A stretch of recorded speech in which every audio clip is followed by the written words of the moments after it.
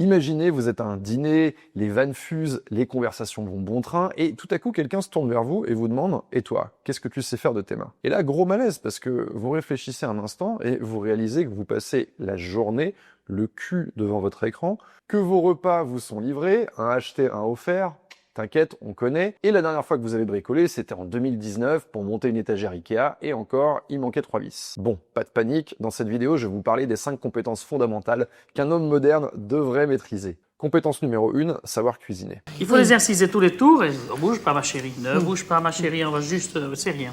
Et le problème, c'est que beaucoup d'hommes vivent encore avec des compétences culinaires d'adolescents. Vous connaissez le répertoire classique, pas de jambon, riz d'Inde et dans le meilleur des cas, un steak à la poêle. Et pour le reste, livraison, plat surgelé. Pourquoi c'est un problème? D'abord pour une question d'argent. Manger dehors ou se faire livrer tous les jours, ça coûte une blinde. Et si vous faites le calcul sur un mois, je suis sûr que vous pouvez partir chaque mois un week-end avec l'argent économisé. Ensuite, il y a la santé. Quand vous cuisinez, vous avez le contrôle. Vous savez exactement la quantité de sel, la quantité de sucre, la quantité de matière grasse que vous allez consommer. Au-delà de ça, savoir cuisiner, ça envoie un signal social extrêmement fort. Je sais prendre soin de moi, je dépends de personne pour mes besoins de base. Laissez-moi vous donner un exemple. Vous êtes chez vous, une personne que vous appréciez vient dîner pour la première fois, et au lieu de commander des sushis ou de l'emmener au restaurant, vous improvisez un plat simple mais bien exécuté. On va pas se mentir, c'est pas le plat qui va impressionner, c'est le fait que vous maîtrisiez l'environnement, que vous soyez capable de transformer.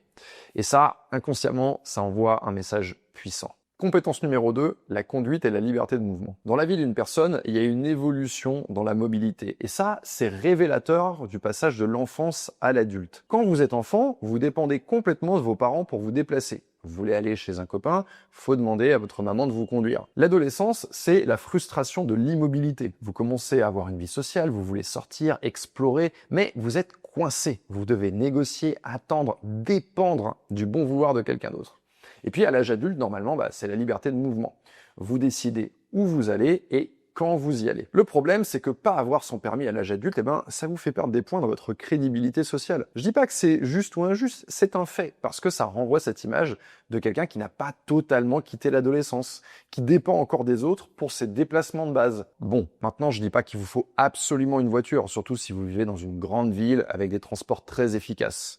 Mais la capacité à vous déplacer de manière autonome, à ne pas dépendre systématiquement des autres, à pouvoir improviser en fait un déplacement sans devoir négocier avec 3 personnes ou 3 applications, ça c'est important. Peu importe que ce soit en vélo, en voiture, en scooter, en trottinette, l'important c'est cette possibilité du mouvement parce que le déplacement c'est la liberté. Compétence numéro 3, maîtriser les outils technologiques. Voilà une compétence qui va être cruciale pour les années à venir, comprendre les outils technologiques que vous utilisez au lieu simplement de les subir. On vit dans un monde où tout le monde utilise de la technologie au quotidien, mais il y a une différence énorme entre utiliser un outil et le comprendre.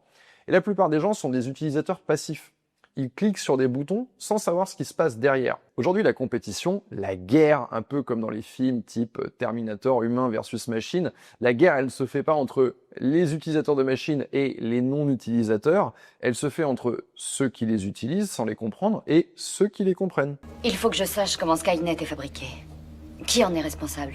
Concrètement, qu'est-ce qu'on peut faire? Déjà, apprendre à utiliser l'intelligence artificielle efficacement. ChatGPT, les outils d'automatisation, les assistants intelligents, ces outils sont en train de révolutionner la productivité. Celui qui sait les utiliser va accomplir en 2 heures ce que d'autres font en 2 jours. Ensuite, comprenez les bases. Je vous demande pas de devenir un développeur, mais comprenez au moins c'est quoi un langage de programmation, comment fonctionne une base de données, qu'est-ce que c'est qu'un réseau, quelle est l'architecture d'un réseau, comment fonctionne un microprocesseur, parce que ces compétences de base, elles vont vous permettre de résoudre des problèmes simples sans dépendre de quelqu'un d'autre. Comment faire pour progresser? Devenez un peu geek, prenez-vous une demi-heure, 1 heure par semaine et puis absorbez-vous dans quelque chose. Ça peut être du matériel, ça peut être du logiciel. Typiquement, j'enregistre une vidéo, il y a une caméra, un retour vidéo, c'est relié à l'ordinateur qui fonctionne avec un logiciel. Je peux faire tous mes setups sur l'ordinateur. Le fait de maîtriser ça, en fait, c'est une réelle compétence. Vous allez voir, d'abord, c'est très intéressant, et petit à petit, vous allez non plus devenir un consommateur passif, mais vous allez devenir un utilisateur éclairé qui maîtrise ces outils. Compétence numéro 4, le self-control face au chaos. Est-ce que vous savez ce qui rassure profondément quelqu'un? C'est de voir que ces crises, ces tempêtes émotionnelles ne vont pas changer votre attitude, que vous allez rester immuable dans la tempête. Une personne dans votre entourage pète un câble pour ce qui vous semble être une broutille. Vous avez oublié d'acheter du lait ou vous avez dit un truc maladroit. Et là, explosion. Quelle peut être votre réaction? Première réaction, vous minimisez. Franchement, t'exagères, c'est pas si grave. Et boum, vous venez d'invaliditer l'émotion de l'autre personne. Et ça va faire qu'empirer les choses. Deuxième réaction, surréagir. Ok, t'as raison, je suis une grosse merde, je fais tout de travers, voilà, bravo. Là, quand vous faites ça, vous rentrez dans le drama, vous ajoutez du chaos au chaos. La bonne réaction, c'est quoi? Une écoute calme, une reconnaissance de l'émotion et un maintien de votre propre équilibre. Vous écoutez et vous dites « je comprends que ça t'énerve ». Et vous vous laissez pas emporter par la vague émotionnelle. Vous restez stable, vous restez ancré, comme on dit. Et vous savez ce qui va se passer? La personne en face, inconsciemment, elle va se caler sur votre stabilité, parce que vous lui montrez qu'on peut vivre cette émotion sans que le monde s'écroule tout autour de nous.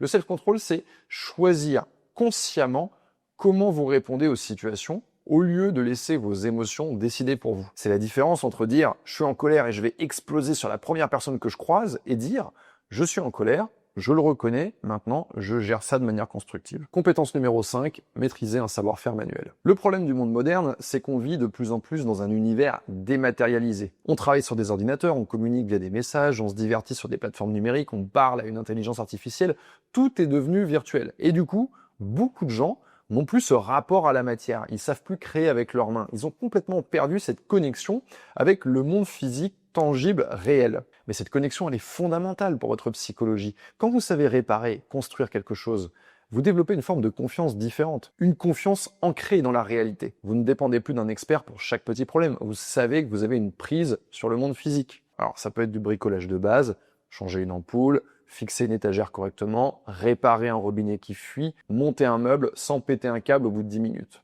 Ça peut également être du jardinage, savoir faire pousser quelque chose, entretenir des plantes, comprendre les cycles de la nature, cultiver vos propres herbes aromatiques pour cuisiner, on y revient. Ça peut être le travail du bois, de la menuiserie, ça peut être de l'électricité de base, de la plomberie simple, changer un joint. Ça peut être aussi de l'artisanat. Beaucoup de gens se tournent vers la poterie, la céramique, le travail du cuir, la fabrication de meubles. Peu importe le domaine, ce qui compte, c'est de développer cette capacité à interagir avec la matière. Choisissez un domaine manuel qui vous intéresse et investissez du temps dedans. Et vous allez voir que petit à petit, vous allez devoir développer différentes compétences. Pas que le bricolage, il n'y a pas qu'un outil en fait. Il y a différents outils à maîtriser et plus on devient bon là-dedans, plus on va s'attaquer à des problèmes un peu complexes. Bon, ces compétences, elles ont toutes un point commun, ça fait de vous quelqu'un d'autonome. Et l'autonomie, c'est pas quelque chose de pratique, c'est quelque chose de profondément séduisant, de profondément attirant.